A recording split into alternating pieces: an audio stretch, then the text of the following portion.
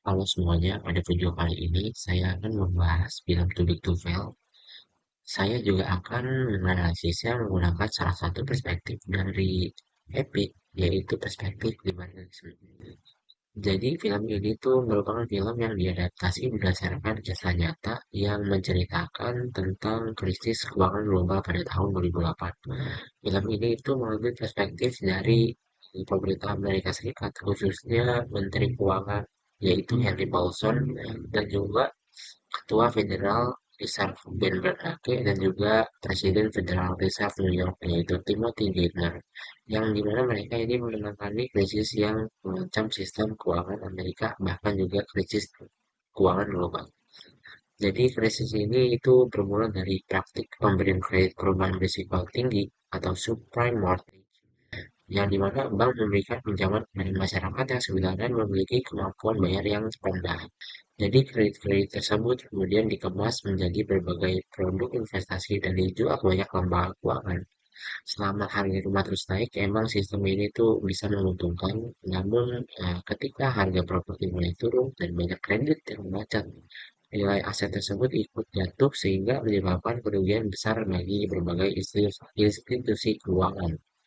Situasi ini tuh semakin diperparah atau diperburuk karena bangkrutnya Lehman Brothers, yang dimana peristiwa ini tuh memicu kepanikan di pasar keuangan karena banyak lembaga kehilangan kepercayaan satu sama lain. Akhirnya pemerintah Amerika Serikat ini memutuskan untuk memberikan bailout pada beberapa perusahaan keuangan seperti salah satunya adalah American International Group agar krisisnya ini nggak semakin parah gitu atau nggak semakin meluas dan menyebabkan keruntuhan sistem keuangan secara keseluruhan. Nah, dari sinilah itu muncul istilah too big to fail, yaitu sebutan atau istilah yang digunakan untuk perusahaan yang dianggap terlalu besar dan terlalu penting sehingga kegagalannya dapat membahayakan perekonomian secara luas. Jika kita melihat menggunakan perspektif liberalisme dalam EPI, film ini itu menunjukkan bahwa pasar memiliki peran penting dalam mendorong pertumbuhan ekonomi dan menciptakan efisiensi.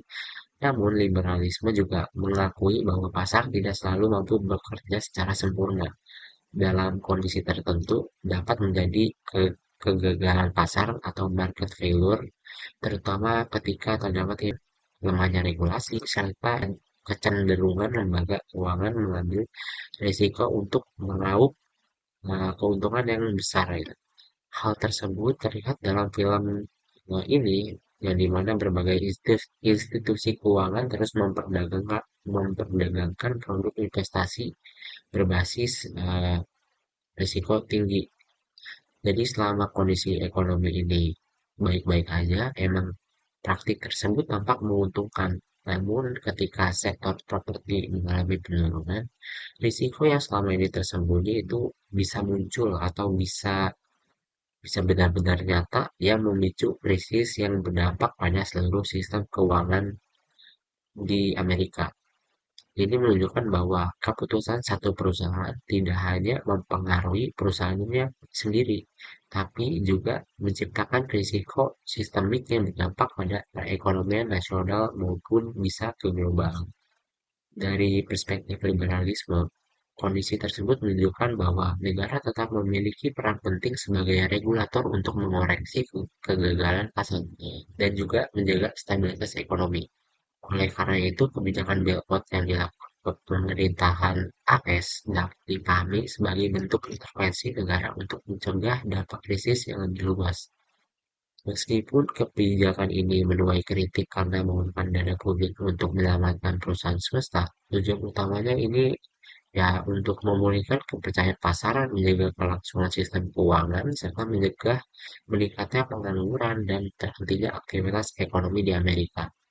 Selain itu, krisis tahun 2008 juga menunjukkan bahwa sistem keuangan dunia ini saling terhubung atau memiliki tingkat interdependensi yang tinggi atau ketergantungan yang tinggi. Krisis yang bermula di AS ini dengan cepat dapat menyebar ke berbagai negara karena adanya keterkaitan pasar keuangan global. Oleh sebab itu, liberalisme menekan pentingnya kerjasama internasional, koordinasi kebijakan, serta pembentukan aturan bersama untuk menjaga stabilitas ekonomi global. Jadi intinya Too Big to Fail ini tidak hanya menggambarkan atau menceritakan bagaimana krisis keuangan tahun 2008, tetapi juga menunjukkan bahwa hubungan antara pasar dan negara harus berjalan secara seimbang. Dari perspektif liberalisme dalam FDI, pasar tetap menjadi motor pertumbuhan ekonomi, tetapi negara itu bisa berperan sebagai regulator yang memastikan pasar bekerja secara sehat dan mampu mengoreksi kegagalan pasar. Selain itu, karena ekonomi dunia semakin saling terhubung, kerjasama internasional juga menjadi elemen yang sangat penting dalam menjaga stabilitas sistem keuangan global. Sekian review singkat mengenai film Too Big to Fail dari saya. Kurang lebihnya mohon maaf. Terima kasih.